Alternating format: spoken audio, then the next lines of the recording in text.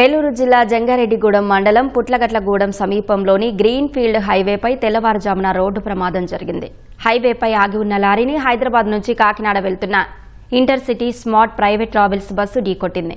ఈ ప్రమాదంలో బస్సులో ప్రయాణిస్తున్న సుమారు 30 మందికి గాయపడినట్లు తెలుస్తోంది. విషయం తెలుసుకున్న పోలీసులు ఘటనా స్థలానికి చేరుకుని క్యాబిన్లో ఇరుక్కుపోయిన డ్రైవర్ను వెలికితీశారు. క్షతగాత్రులను వెంటనే జంగారెడ్డిగూడెం ప్రాంతీయ ఆసుపత్రికి తరలించి చికిత్స అందిస్తున్నారు. ఘటనపై పోలీసులు వివరాలు సేకరిస్తున్నారు.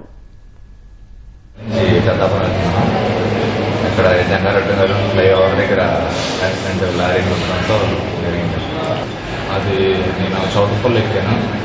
మార్నింగ్ 6:30కి 7:30 అక్కడ కథాపల్లి.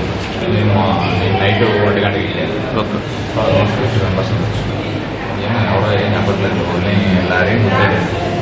లారీ అర్థన్నాదో మరి ఆగున్న లారీ అర్థం కాదు. బ్యాక్ సైడ్ నుంచి ఇదే కుదిరినట్టు. హైదరాబాద్ నుంచి కొకట్పల్లి కాకినాడ మేము పడుకుని ఉన్నాము. ఒకేసారి బస్సు అలా గట్టిగా షార్ట్ కొట్టిందంటే అంబులెన్స్లో తీసుకొచ్చారు. మా బాబు చెయ్యకాలు ఇరిగిపోయింది. ముగ్గురు, మా హస్బెండ్, మా బాబు. నడుము అసలు లేగట్లేదు. మొత్తం ఫుల్ ఉందండి బస్సు.